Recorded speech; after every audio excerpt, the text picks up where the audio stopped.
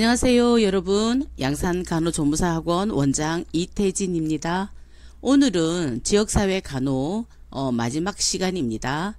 우리 교과서는 공중보건학 240쪽 이하에 있습니다. 자, 먼저 지역사회 간호사의 역할부터 확인하겠습니다.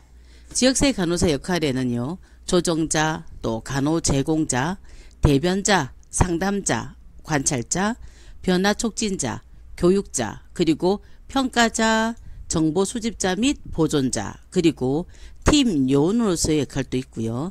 마지막으로 알선자의 역할이 있는데 하나하나 보면 먼저 조정자입니다.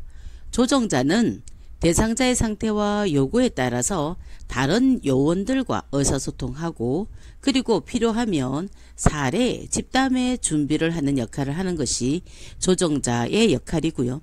조정하기 때문에 다른 요원들과 의사소통한다라는 것을 기억하시면 조정자는 쉽게 확인하실 수 있습니다. 두 번째로 간호제공자인데요. 간호제공자는 직접적으로 우리가 지역사회 간호를 하는 데 있어서 간호를 제공하는 역할이다 라고 보시면 되고요. 세 번째로는 대변자 혹은요 옹호자의 역할입니다. 대변자 역할은 개인이나 가족, 지역사회를 중요하죠. 대신해서 그들의 입장에서 권리를 찾을 수 있도록 지지해 주는 역할을 하는 것이 대변자입니다. 그래서 대신해서 그들의 입장에서 그들의 권리를 찾을 수 있도록 지지해 주는 역할이다. 기억하십시오. 중요합니다. 다음 세 번째로는 상담자의 역할을 해야 되는데요.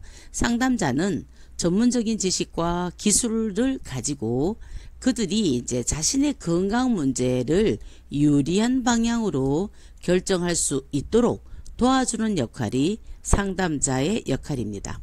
그래서 이제 다른 우리 보건교육이나 이런 데서 보셨겠지만 상담이라고 하는 것은 문제를 가지고 있는 사람이 자신의 문제를 인식하게 하고 그다음에 그 문제를 해결할 수 있는 방법을 스스로 찾도록 우리는 뭐 해주는 역할? 도와주는 역할이다라는 거 알고 계시면 되겠죠. 그다음에 이제 관찰자의 역할인데요. 관찰자는 지역사회 안에 있는 여러 환경 위험 요인이나 또 질병 발생의 요인들을 잘 관찰하고 발견해내는 역할이다 라고 보시면 됩니다. 그리고 변화 촉진자의 역할인데요. 변화를 촉진시키는 역할이라고 하는 것은 지역사회 간호사업을 하는 거와 그리고 주민 사이에서 장벽을 제거하고 동기를 부여하고 그리고 그 변화된 행동을 촉진하는 역할을 하는 것이 변화 촉진자입니다. 그리고 지역사회 간호 사업에서 중요한 보건교육을 직접 실시하는 교육자로서의 역할도 해야 되고요. 그리고 이 모든 지역사회 간호 사업에서 평가를 하는 사람이 되기도 하고 또 지역사회에 대한 어떤 자료를 수집하고 그다음에 그 자료를 보존하는 사람이기도 합니다. 그리고 지역사회 간호라고 하는 것은 지역사회 주민 전체를 대상으로 하는 사업이다 보니까 지역사회 간호사 혼자서 하는 일이 아니거든요. 그래서 보건의료팀과 함께 협동해서 하는 일이기 때문에 보건의료팀 안에서 지역사회 간호사는 팀 요원으로서의 역할을 해야 되는데요. 이 첫 번째로는 각 팀원의 권한과 책임이 분명해야 되고 팀원은 서로 협조해야 되고 하급자는 상급자에게 정확히 보고하고 감독을 받아야 되고 명령자는 정확하게 명령을 내리고 감독을 하는 것이 팀 요원으로서의 역할이다 라고 보시면 됩니다. 마지막으로 알선자의 역할인데요. 알선이라고 하는 것은 이제 주민의 요구를 해결하기 위해서 여러 분야와 서로 접촉하고 그리고 그 일이 잘 해결되도록 의뢰해 주는 역할이 알선자의 역할입니다. 그래서 지역사회 간호사 역할에서 우리가 특별히 좀 더 유념 있게 봐야 될 것은 조정자 역할과 또 대변자 역할, 변화 촉진자의 역할, 그리고 알선자의 역할은 한 번 더 확인해 놓으시면 좋겠습니다. 그리고 우리 교재에 보시면 지역사회 간호조무사 역할이라 해가지고 1번부터 14가지 역할들이 있는데요. 그 중에서 가장 자주 시험이라든가 또는요 모의고사에 언급되는 부분이 13번 문항이거든요. 그래서 13번 문항만 이제 여기 발췌했는데 여러분들은 이제 교재에 있는 내용들을 한 번 더 확인해 놓아 주시면 좋겠습니다. 13번 문항은 뭐냐면 지역사회 주민들이 불만을 호소할 때 우리 지역사회 간호조무사들은 인내심을 가지고 끝까지 청취한다 입니다. 이 부분이 시험 문제 자주 나오니까 꼭 확인하십시오. 다음, 지역사회 간호조무사의 업무 수행을 하는 데 있어서 사고를 예방하는 방법이 4가지가 있는데요. 하나는 지역사회 주민에 대해서 철저하게 관찰을 하고, 두 번째로는 의문사항이 있으면 감독자하고 상의를 해야 됩니다. 또 세 번째로는 자신의 직무관계를 정확하게 인식하는 것, 이것도 업무 수행에 사고 예방할 수 있는 방법이죠. 네 번째로는 업무상의 이상 상태를 발견했을 때는 즉시 보고하도록 하여야 한다는 것 확인하십시오. 자, 다음에는요. 보건간호 사업자에게 요구되는 사항이라 해가지고 우리 책에 보면 2가지 이제 능력이 이제 기술되고 있는데, 첫 번째로는 관찰력입니다.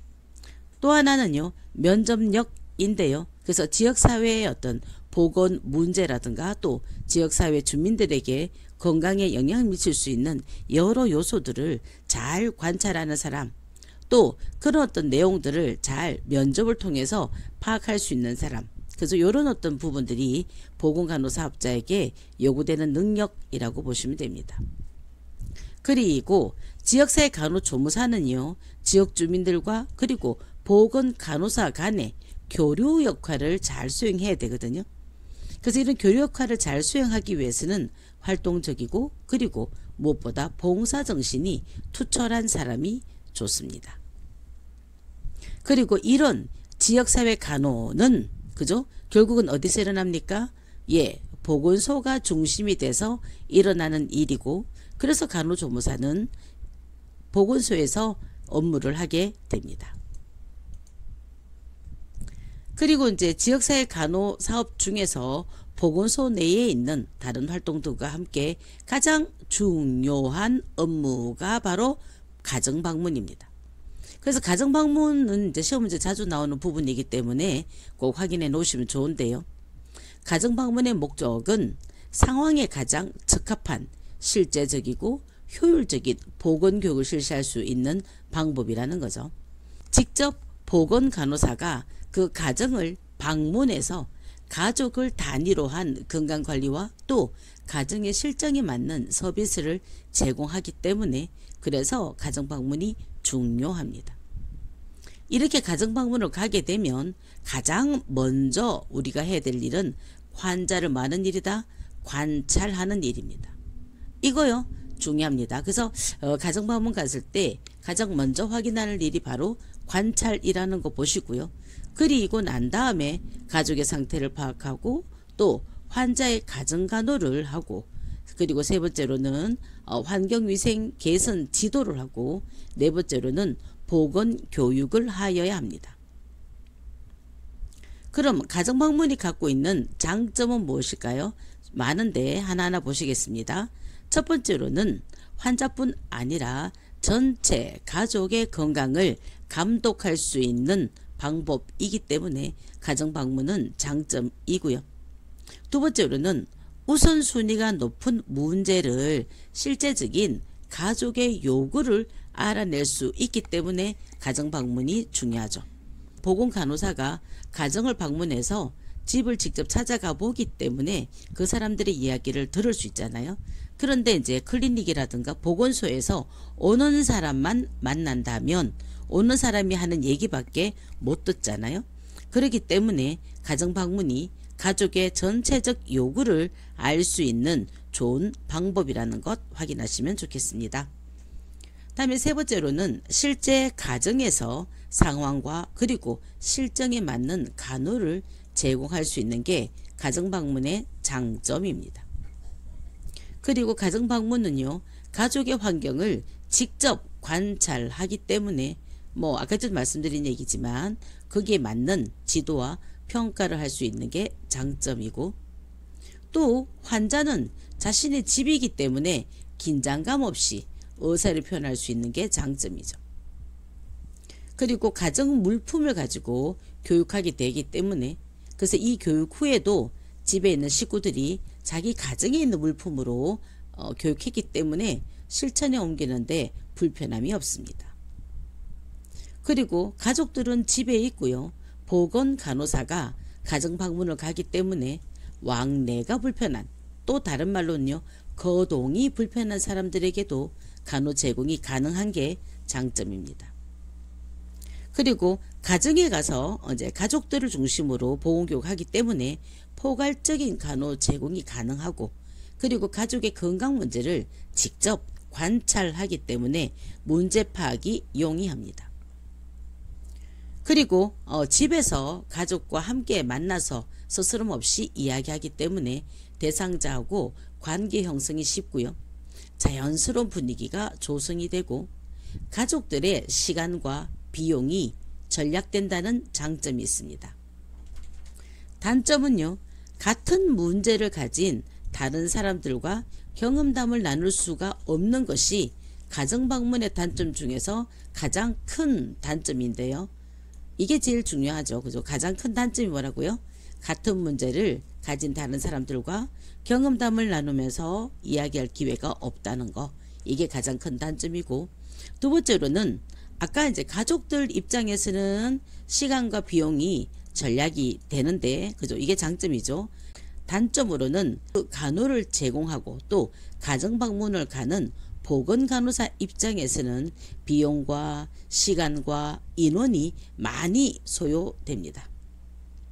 그리고 가정방문 갈 때 가지고 갈 수 있는 건강관리실의 물품이 제한되어 있기 때문에, 그래서 제대로 그죠, 모든 물품, 모든 기구를 활용하지 못한다는 게 단점입니다.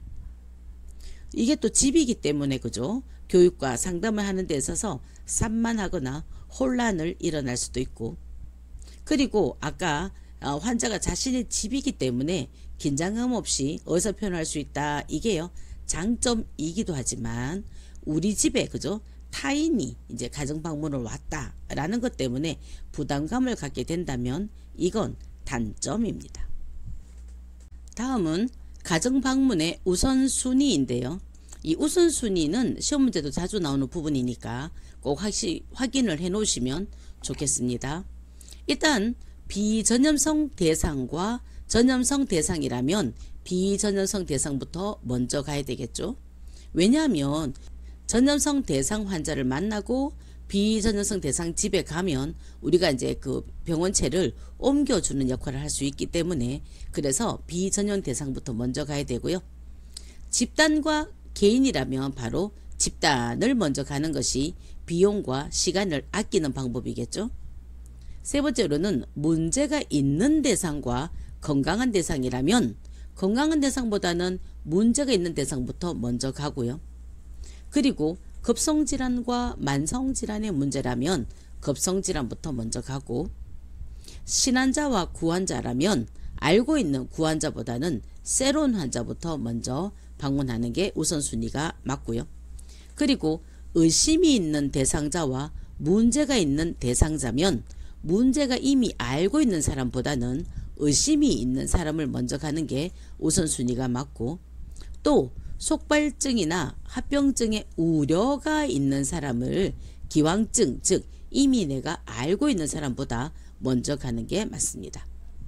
그리고 경제 정도나 그리고요 교육 정도가 낮은 층을 먼저 가는 게 맞습니다. 그리고 두 번째로는 전염을 고려한 가정방문의 우선순위인데요. 이것도 정말 시험문제 많이 나오는 부분입니다. 꼭 기억하셔야 됩니다. 이 순서를. 그래서 전염을 고려한 가정방문의 우선순위는요, 그래서 감수성이 가장 높고 또 면역성이 낮은 신생아와 미숙아가 먼저 가고요. 그리고 이제 임산부도 이제 태중에 이제 아기와 엄마가 감염에 좀 이렇게 취약하고, 또 이런 또 임산부가 감염이 되고 나면 후유 장애가 이제 아기에게도 영향을 미치기 때문에, 그래서 이제 임산부를 두 번째 가고요. 그다음에 세 번째로는 항영전 아동, 그리고요 학동기 아동, 다음에 성병 환자, 마지막으로 결핵 환자가 맨 뒤에 가는데, 결핵 환자가 맨 뒤에 가는 이유는 결핵이 호흡기 질환이기 때문에 그렇습니다. 그리고 가정방문 시간과 그리고 간격을 누가 결정하느냐라는 문제도 한 번씩 나오더라고요. 바로 보건간호사가 결정하는데요.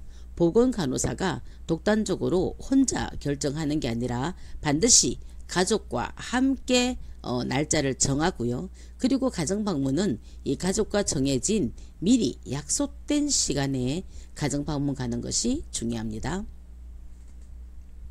그리고 이렇게 가정방문을 갔다 왔으면 우리가 기록을 해 놓습니다. 그죠? 기록을 하는데, 기록을 하는 이유가 우리 책에 보면 팁에 2가지 이유를 설명하고 있는데요. 물론 그거보다 더 많은 어떤 이유가 있지만 책에서 보면 이제 2가지 정도를 좀 더 중요하게 생각하니까 이 중요한 이유 2가지만 확인하겠습니다. 첫 번째로는 사업의 계획과 진행과 성과를 분석하고요. 재계획할 때 중복을 피할 수 있다는 거가 첫 번째 기록의 목적이고요. 다음에 2번째로는 그 개인과 가족에게 계속적인 간호를 제공하기 위해서 기록을 합니다. 다음에 성병과 관계된 내용이 한 번씩 시험 문제 자주 나오던데요. 성병 같은 경우에는 조기 발견하고 교육하는 게 중요한데, 특히 우리 간호조무사가 간호사와 함께 가정방문을 통해서 환자의 그 조기 발견에 힘써야 되고요. 그리고 이 성병 자체가 임신 중에 특히 위험함을 알림과 동시에 반드시 치료될 수 있다고 교육하는 것이 중요합니다. 그래서 지금까지는 우리가 이제 가정방문에 대해서 쭉 말씀을 드렸고요. 이제는 클리닉을 보겠습니다. 클리닉이라고 하는 것은 보건소나 또 보건지소, 보건진료소, 학교 보건실이나 산업장, 또 사회복지기관 내에 문제별 클리닉 같은 종류들이 있는데요. 실제로 이런 클리닉은 대상자들이 찾아오는 곳이 클리닉이겠죠. 그러면 대상자가 찾아오는 클리닉은 어디에 설치되어 있으면 좋을까요? 이것도 시험 문제에 한 번씩 언급되는 부분이라서 설치 장소 확인하시면 좋겠습니다. 첫 번째로는 대상자가 쉽게 찾을 수 있어야 되겠습니다. 이렇게 쉽게 찾을 수 있으려면 교통이 편리하고요. 그리고 이렇게 교통이 편리한 곳은 대상자들의 생활의 중심지입니다. 그리고 혹 이동 건강관리실이라면 정치라든가 또 종교와는 관련이 없는 지역이나 건물에 설치되는 것이 많은 대상자들의 이용을 도울 수 있는 방법이겠죠. 그 클리닉의 종류에는 우리 책에 보시면 4가지가 있는데요. 영유아 클리닉, 결핵 클리닉, 성병 클리닉, 또 뇌전증 환자 클리닉이 있는데, 영유아 클리닉 같은 경우에는 이 아이들이 그저 좋아하는 장난감이나 또 실내 놀이터 이런 것들이 있어가지고 아이들이 클리닉에 오는 것을 좋아하라 해야 됩니다. 2번째로는 화장실이 가까워야 되고요. 그리고 화장실은 어둡지 않아야 됩니다. 그리고 아이들은 또 체중에 비해서 체표 면적이 넓기 때문에 탈수가 잘 일어나거든요. 그러니까 쉽게 물을 먹을 수 있도록 음료수가 준비되어 있어야 되겠고, 그리고 처치실은 조용해야 되거든요. 그렇기 때문에 아이들이 뛰어노는 대기실하고는 거리를 두는 것 필요합니다. 2번째로는 결핵 클리닉입니다. 결핵은 상담이 가능해야 되겠고요. 그리고 이제 이 감염 위험이 있기 때문에 이제 가장 취약한 영유아실하고는 거리를 좀 두는 게 좋고, 그리고 결핵균은 그 특성상 일광에 약하거든요. 그래서 일광 소독 효과를 고려하기 위해서 채광이나 조명이 이제 그죠 잘 있으면 좋고요. 그리고 이제 이 결핵 관리실에서 결핵 클리닉에서 간호조무사는 개인 기록표를 정리하는 일이 우리 일입니다. 다음에 성병 클리닉입니다. 성병 클리닉에서는 무엇보다 가장 중요한 게 비밀 보장이고 상담이 가능해야 되겠고, 다음에 이제 보건교육을 개인에게 시키는 것이 필요합니다. 4번째로는 뇌전증 간질 환자 클리닉인데요. 이 간질이라고 하는 것은 좀 이렇게 예민하고 또 긴장되고 이러면 좀 더 많이 발생하거든요. 그렇기 때문에 환자들이 긴장하지 않도록 온화하고 부드러운 분위기가 좋고요. 또 언제 어디서 발작이 일어날지 모르기 때문에 언제 어디서 발작이 일어난다 하더라도 다치지 않도록 바닥재는 약간 탄력성이 있으면 좋습니다. 그리고 이렇게 발작이 일어날 때 우리 간호는 어떻게 해야 되냐면 제일 먼저는 이 간질 발작 당시에 뭐 침이라든가 이런 것들이 많이 분비가 되거든요. 그런 분비물들 때문에 기도가 그죠 막히지 않도록 기도를 유지하는 게 중요한데요. 측이 자세가 호흡을 유지하는 데 있어서 도움이 됩니다. 두 번째로는 혈액순환을 잘 하기 위해서 조이는 옷들을 좀 느슨하게 뭐 넥타이도 풀어주고 그죠 단추도 좀 풀어주고 이런 식으로 느슨하게 해주면 좋고요.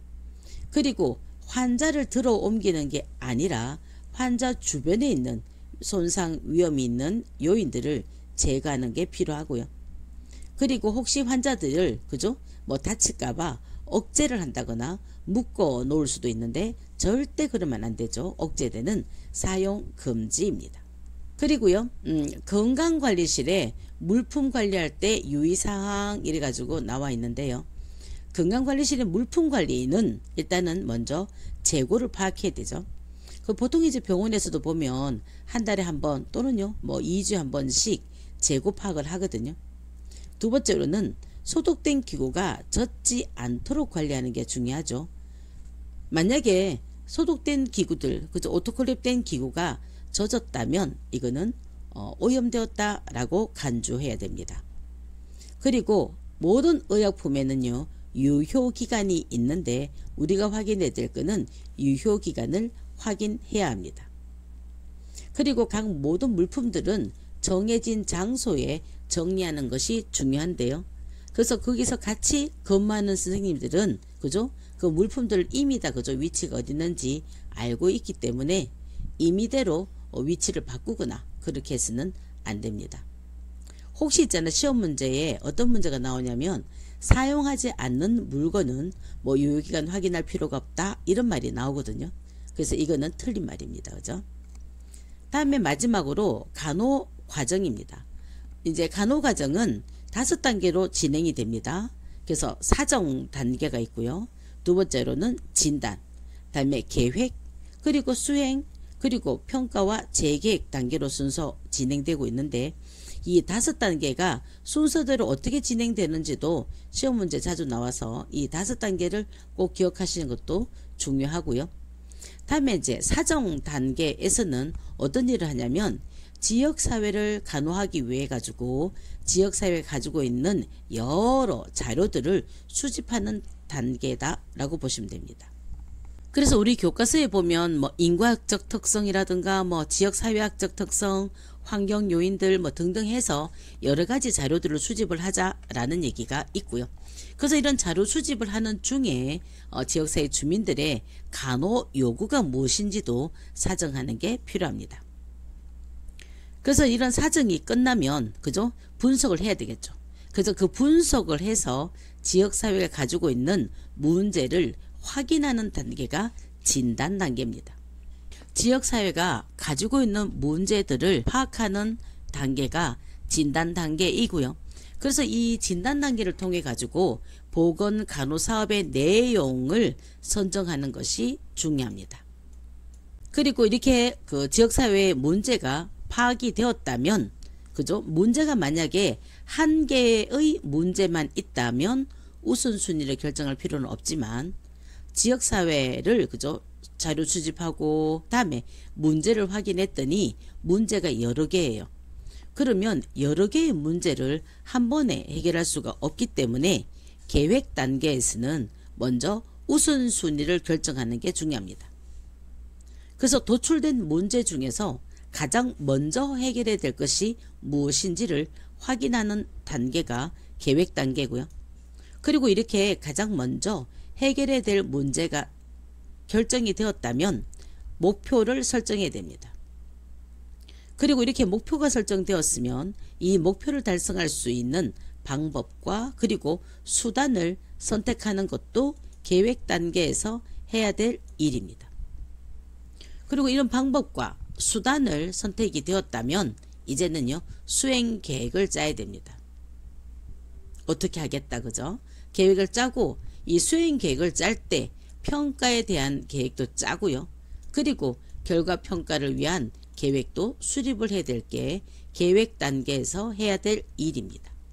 그래서 시험 문제에 보시면 계획 단계와 관계된 문제가 정말 자주 많이 나오거든요. 그래서 계획 단계에 대한 부분은 꼭 확인하시고 계획 이전에 사정과 진단이 있다는 것도 기억하시면 되고요.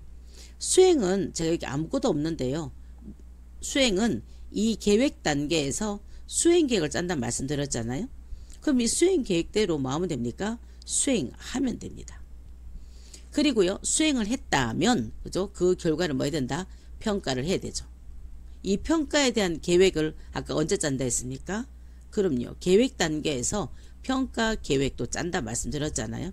그래서 이 평가를 어떻게 할 건지에 대한 계획대로 평가하면 되는데 이 평가하는 도구들은 신뢰도와 그리고 타당도가 있어야 되는데요. 우리가 이제 평가할 때 보면 우리 책에 보시면 뭐 그죠? 이런 그 과정 평가도 쭉 있는데요. 이제 성과 평가를 봐야 되죠. 성과 평가에는 두 가지를 볼 수 있는데 하나는 효과 평가가 있고 또 하나는 효율 평가가 있습니다. 효과 평가라고 하는 것은 그죠? 우리가 이제 이런 지역사회 간호 사업을 하고 난 다음에 지역사회 주민들의 그죠?